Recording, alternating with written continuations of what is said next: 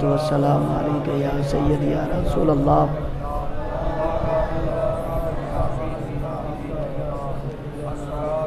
وعلی آلک واصحابک یا سیدی یا حبیب اللہ۔ حضرات محترم، اللہ تعالیٰ کا فضل ہے، اللہ تعالیٰ کا کرم ہے کہ ہم تمام احباب آج ہفتہ وار درس قرآن و سنت میں حاضر ہیں۔ دعا کرتا ہوں خالق کائنات ہم سب کا حاضر ہونا اپنی بارگاہ کے اندر قبول و منظور فرمائے۔ خالق کائنات نے قرآن پاک کے اندر ارشاد فرمایا وَلَسَوْفَ يُعْطِيكَ رَبُّكَ فَتَرْضَىٰ، فرمایا پیارے محبوب آپ کو ہم اتنا عطا فرمائیں گے، اتنا عطا فرمائیں گے، اتنا عطا فرمائیں گے کہ آپ خوش ہو جائیں گے۔ پیارے محبوب آپ کو ہم اتنا عطا فرمائیں گے کہ فترضیٰ، آپ خوش ہو جائیں گے، آپ راضی ہو جائیں گے۔ حدیث شریف کے اندر آتا ہے کہ جب یہ آیت مبارکہ نازل ہوئی تو محبوب کریم علیہ الصلوۃ والسلام نے اللہ رب العزت کی بارگاہ میں عرض کی کہ میرے پیارے مولا میں اس وقت تک راضی نہیں ہوں گا کہ جب تک میری ساری امت ہے جو یہ جنت میں نہ چلی جائے۔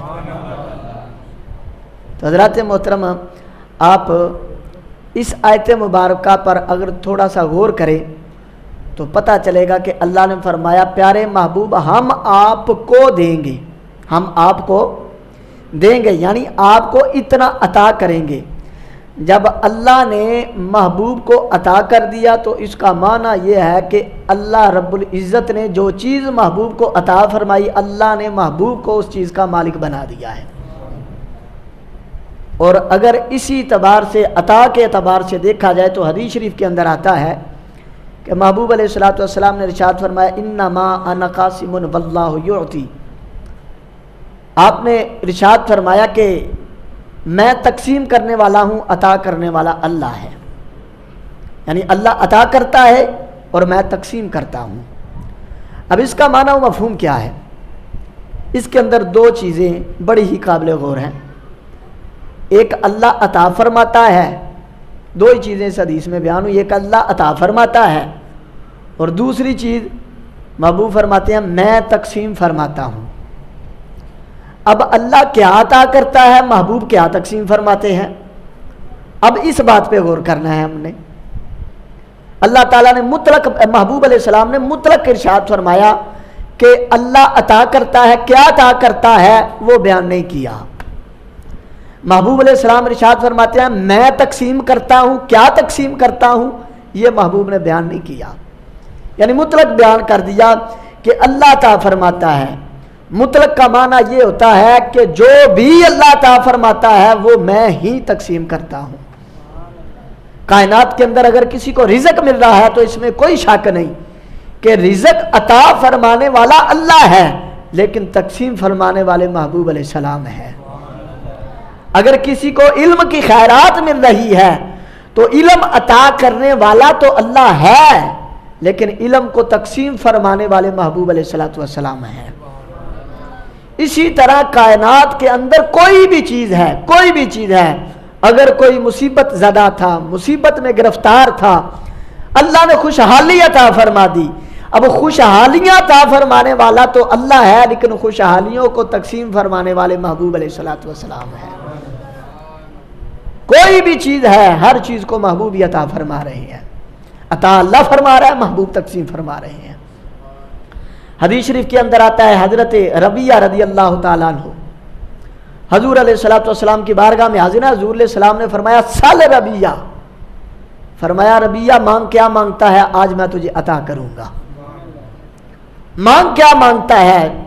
دنیا مانگتا ہے، آخرت مانگتا ہے، کیا مانگتا ہے؟ مانگ، تو کیا مانگتا ہے؟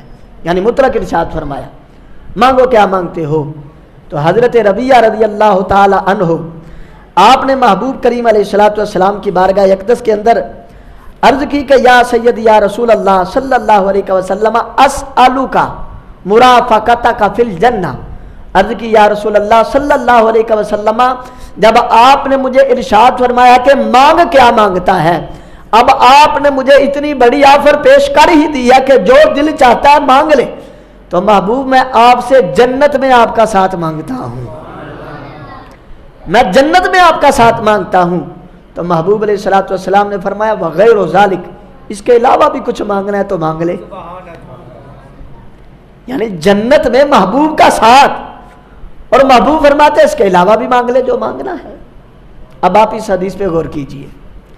سب سے پہلے تو محبوب علیہ السلام نے فرمایا سال ربیہ، کہ ربیہ مانگ کیا مانگتا ہے، مطلق نہ بیان کیا بلکہ مطلق بیان کیا کہ سال ربیہ امر کا صیغہ ہے، لیکن مطلقاً فرمایا سال ربیہ، مانگ کیا مانگتا ہے، جو مانگے گا تجھے عطا کیا جائے گا۔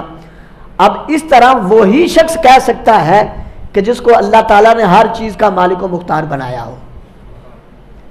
اب ہم ہیں، ہم کسی کو یہ نہیں کہہ سکتے کہ مانگو کیا مانگتے ہو سکتا ہے وہ ہم سے جنت مانگ لے، ہم تو خود بڑے گناہ گار ہیں، ہم اس کو جنت کہاں سے دیں گے؟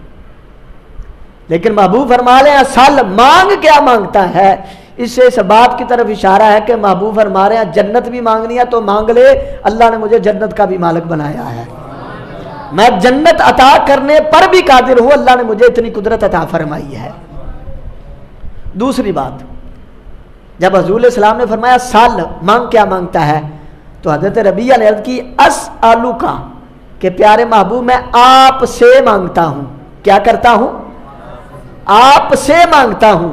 جب محبوب کی بارگاہ میں یہ عرض کی گئی کہ اسالوکا میں آپ سے مانگتا ہوں، محبوب نے یہ نہیں کہا مجھ سے نہ مانگ اللہ سے مانگ، اگر مجھ سے مانگے گا تو مشرک ہو جائے گا، یہ نہیں محبوب نے کہا۔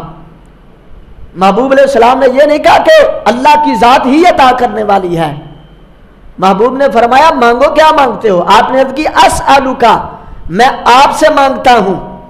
تو محبوب علیہ السلام نے یہ نہ فرمایا کہ مجھ سے نہ مانگ اللہ سے مانگ، اگر مجھ سے مانگے گا تو شرک ہو جائے گا اور مشرک بندہ جہنم میں جائے گا، نہیں، بلکہ محبوب نے فرمایا جو مانگا ہے وہ بھی عطا کرتا ہوں، اس کے علاوہ کچھ چاہیے وہ بھی مانگ لے۔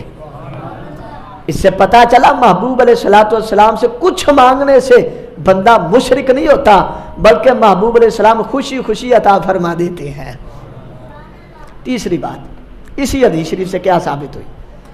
اس حدیث شریف سے تیسری بات یہ ثابت ہوئی کہ جب محبوب نے فرمایا سال مانگ کیا مانگتا ہے، تو حضرت ربیہ نے تھوڑی دیر بھی میرا خیال نہیں سوچا ہوگا، تو آپ نے فوراً ہی محبوب کی بارگاہ میں عرض کی مجھے جنت میں آپ کا ساتھ چاہیے۔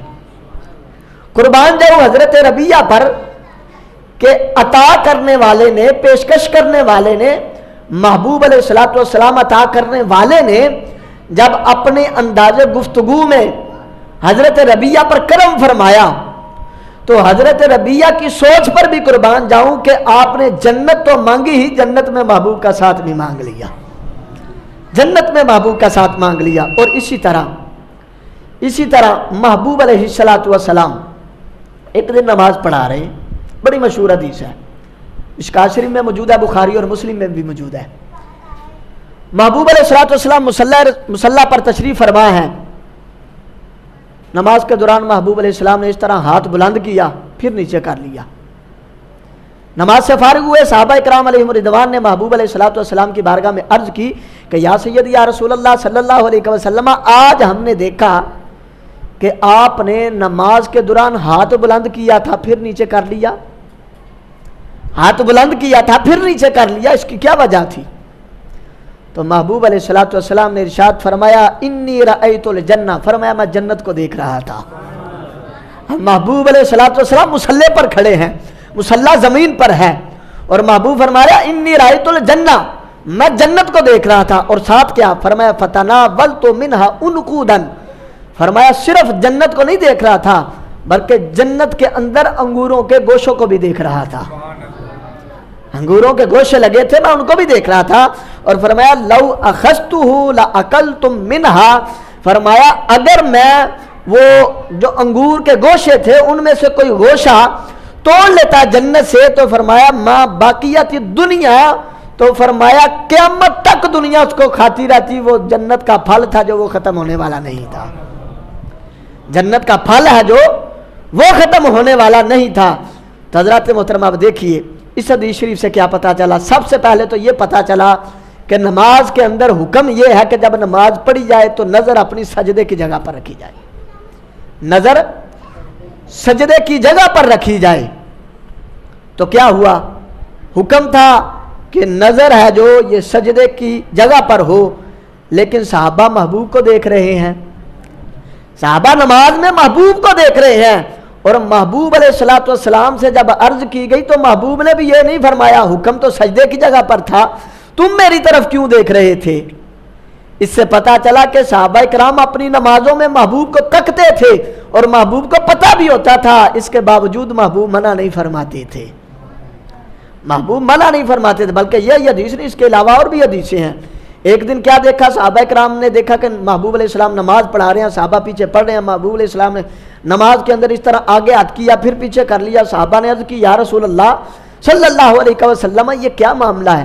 ہم نے دیکھا کہ آپ نے نماز کے اندر ایک مرتبہ ہاتھ آگے کیا پھر پیچھے کیا، اس کے اندر کیا معاملہ ہے؟ محبوب علیہ السلام نے فرمایا میں نماز پڑھا رہا تھا، شیطان آ گیا تھا۔ آپ نے فرمایا شیطان آ گیا تھا تو میں نے شیطان کو اس کی گردن سے پکڑ لیا، اور اس کی گردن سے پکڑ کے میں نے اس کی گردن کو ٹیڑھا کر دیا، اور اس کی جو منہ تھا، اس کا جو منہ تھا اس کے اندر سے تھوک نکلنے لگا، رطوبت نکلنے لگی۔ آپ فرماتے ہیں جیسے نکلنے لگی بڑی گندی بدبو آئی، تو محبوب علیہ السلام فرمانے لگے تو میں نے کہا آج اس کا قصہ تمام کر دیا جائے۔